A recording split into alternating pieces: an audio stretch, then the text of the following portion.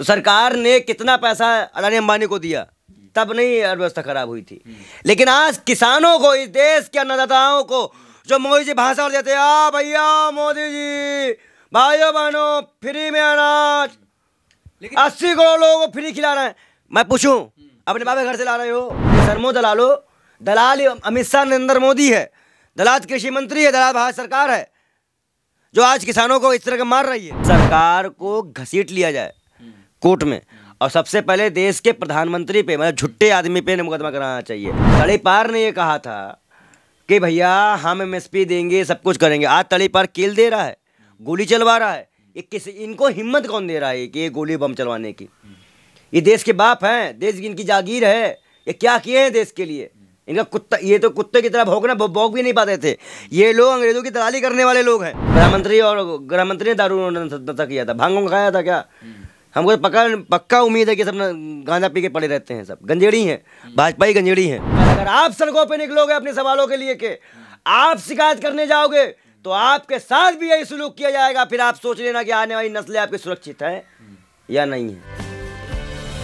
किसानों का जत्था एक बार फिर हजारों टोलियों के साथ दिल्ली बॉर्डर पर जो है वो कूच कर चुका है, और मोदी सरकार ने उनके लिए रास्ते में कटीले तारे बिछा दी हैं। लेकिन किसान वो कौम है जो झुकता नहीं है। पिछले दफा आपको याद होगा किस तरीके से उन्हें बदनाम किया गया, लेकिन फिर वो डटे रहे। और जिनके बारे में कहा जाता था कि मोदी जो सख्त प्रधानमंत्री हैं, एक बार फैसले लेने तो पीछे हटते नहीं है, लेकिन किसानों ने उन्हें पीछे हटने पर मजबूर किया। एक बार फिर अपनी मांग पूरी ना होने पर वो दिल्ली कूच कर चुके हैं, और पुलिस प्रशासन जो है उन पर गोले बरसा रही है, लेकिन फिर भी वो मैदान में डटे हुए हैं। हमारे साथ बाल योगी जी हैं जो हर मसले पर बड़ी बेबाक राय रखते हैं। बहुत बहुत स्वागत है गुरु जी।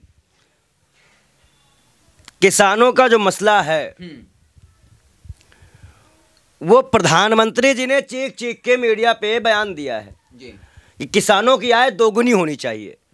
बयान है या नहीं है? बिल्कुल है, बिल्कुल है। चलिए आप मानते हैं, बहुत बहुत धन्यवाद, ईमानदार पत्रकार हैं आप, सम्मान है आपका, नमन करते हैं आपको।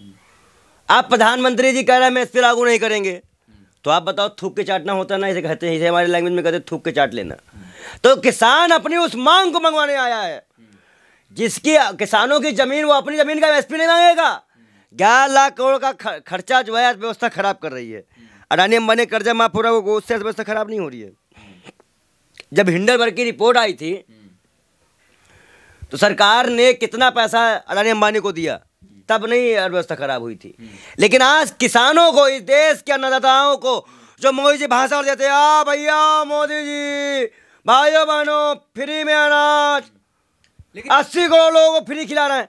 मैं पूछूं, अपने बाबे घर से ला रहे हो? अपने बाबे घर से ला के आ रहे हो? अमित शाह खेती करता है, नरेंद्र मोदी खेती करता है। वो खेती कौन करता है? किसान करता है। कॉर्पोरेट सेक्टर को जो कच्चा माल जाता है वो कौन देता है? लेकिन कौन देता है? जवाब दो। किसान किसान किसान किसान जो पूछ रहा हूँ वो जगह जवाब दो। चलिए, किसान देते हैं। किसान देते हैं। उनको क्या मिलता है? उनका फसल जाए तो वो झेले। प्रतिदिन 30 किसान खुदकुशी कर रहा है। शर्म की बात नहीं इस देश के लिए।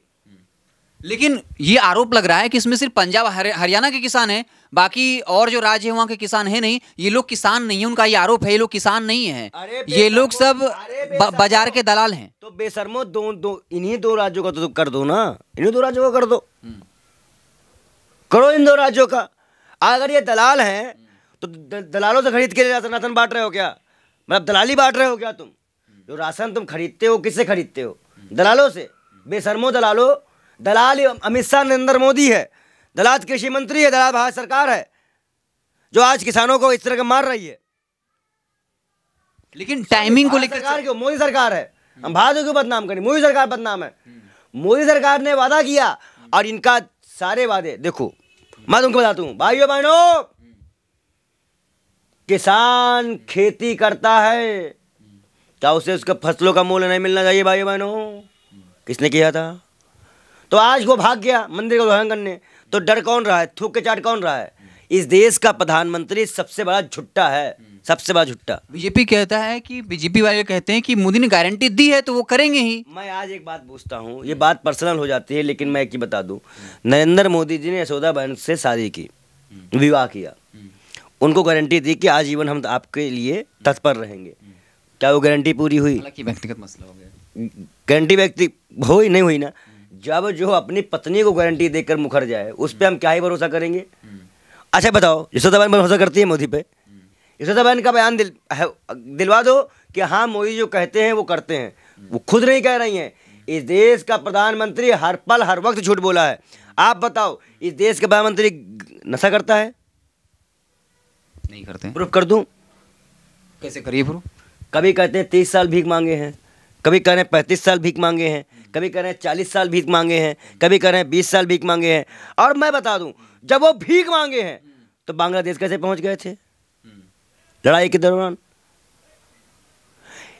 आज सूट बूट पहनने वाला आदमी संसद में जब किसानों की बात आती है तो किसान एक स्वर पे कहता है कि भाई आपने हमारे लिए काले कानून लाए जिसमें 700 से ज़्यादा किसानों को की मौत हुई। आपने किसानों में मुकदमा किया, कई मुकदमा गंभीर धाराओं में है। तो आप अगर आप उनको गंभीर घटना मानते हैं तो लखीमपुर खीरी घटना गंभीर नहीं थी? लखीमपुर खीरी में जहाँ किसानों को कुचल दिया गया था, वही घटना वही की है ना? लखीमपुर खीरी की घटना है ना ये, लखीमपुर की घटना है कि जहाँ पे किसानों को कुचल गया था। वो नहीं था, वहाँ का मंत्री का बेटा तो मुँह में ताव दे रहा था। हम कह रहे हैं इस पर बाहर भी मैं कह रहा हूँ सरकार को घसीट लिया जाए कोर्ट में, और सबसे पहले देश के प्रधानमंत्री पे, मतलब झुट्टे आदमी पे मुकदमा कराना चाहिए। अब आते हैं तड़ीपार पे, टकले पे। तड़ीपार ने ये कहा था कि भैया हम एमएसपी देंगे, सब कुछ करेंगे। आज तड़ीपार कील दे रहा है, गोली चलवा रहा है। ये इनको हिम्मत कौन दे रहा है कि ये गोली बम चलवाने की? ये देश के बाप हैं, देश की इनकी जागीर है। ये क्या किए हैं देश के लिए? इनका कुत्ता, ये तो कुत्ते की तरह भौंकना भौंक भी नहीं पाते थे। ये लोग अंग्रेजों की दलाली करने वाले लोग हैं। ये अंग्रेजों की टीम में शामिल होने वाले लोग। ऐसे कह सकते हैं आप अंग्रेजों की दलाली करते थे? मुस्लिम लीग के साथ सरकार किसने बनाई थी? हिंदू महासभा ने बनाई थी। कश्मीर में सरकार पीडीपी साथ किसने बनाई? भाजपा के अंधभक्तों ने बनाई। अंधभक्तों से पूछो जीजा क्यों बनाते हो मुसलमानों को, जब इतने मुसलमान खराब है तो? अंधभक्त का जीजा कौन है? मुख्तार अब्बास नकवी सलमान हुसैन, उनको जीजा है। वो जीजा है, उसके पीछे छिप जाते हैं ये लोग।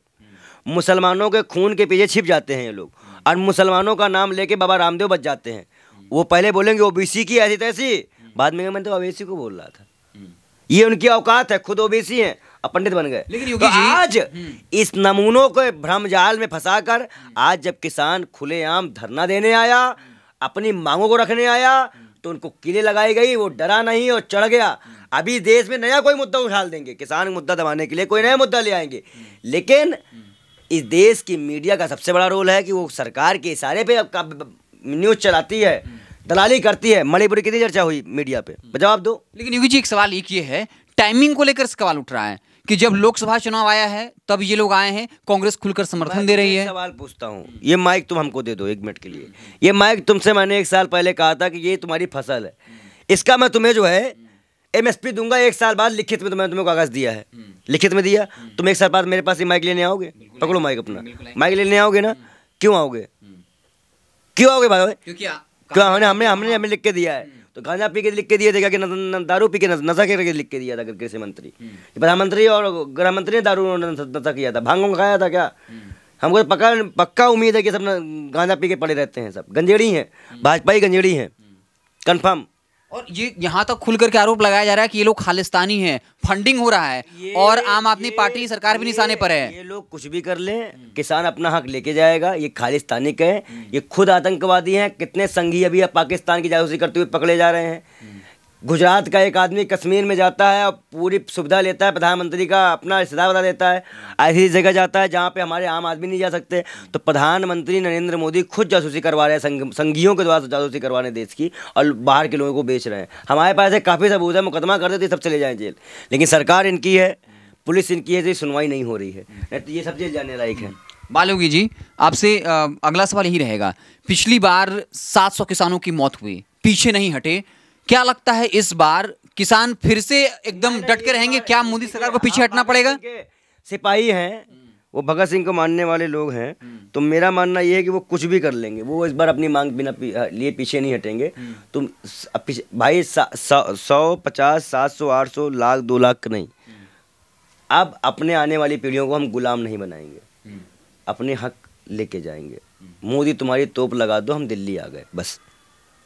चलिए, तुम्हारे साथ बाल योगी एक बात मैं कहूंगा यहाँ पे कि आने वाले समय पे ये सरकार और ये मीडिया और जनता देख ले कि कल अगर आप सड़कों पे निकलोगे अपने सवालों के लिए के आप शिकायत करने जाओगे तो आपके साथ भी यही सुलूक किया जाएगा। फिर आप सोच लेना कि आने वाली नस्लें आपकी सुरक्षित है या नहीं है। तो चलिए, बाल योगी जी जो काफी बेबाकी से अपनी बात रखते हैं, साफ तौर पे कहा है कि जब जब कोई विरोध करने निकलता है तो उसे एंटी नेशनल या फिर खालिस्तानी पाकिस्तानी देशद्रोही बताया जाता है, और कह रहे हैं कि कल अगर आप भी अपनी मांग को लेकर सड़कों पर निकलेंगे सरकार के खिलाफ तो आपको भी इन्हीं उपनामों से नवाजा जाएगा, जैसे देशद्रोही, खालिस्तानी या फिर कोई विदेशी ताकत के प्रभाव में है। आपको हमारी बातचीत कैसी लगी? कमेंट बॉक्स में अपनी राय जरूर दीजिएगा। आपको क्या लगता है कि किसान इस बार जो बॉर्डर पर हैं, जिस तरीके से कटीले तारे लगाई गई हैं, क्या वो हार कर लौट जाएंगे या फिर नहीं हारेंगे नहीं। हम लोगों से पूछ रहे हैं, या वो फिर जो है मोदी सरकार को पीछे हटने पर मजबूर कर देंगे? पिछली बार झुकाया था, इस बार भी झुकाएंगे। चलिए, ये बेशरम और डरपोक लोग हैं, डरते बहुत जल्दी है। ड्राइवरों ने झुकाया कि अब हम ड्राइवर संघ, किसान मजदूर यूनियन और ईवीएम मुद्दा, चारों लोग एक साथ बैठेंगे और प्रधानमंत्री के नाक में दम कर देंगे। सरकार अगर ये हमारी बात नहीं मानते हैं तो हम सरकार 2024 से बनने नहीं देंगे। तो चलिए, बहुत बहुत धन्यवाद।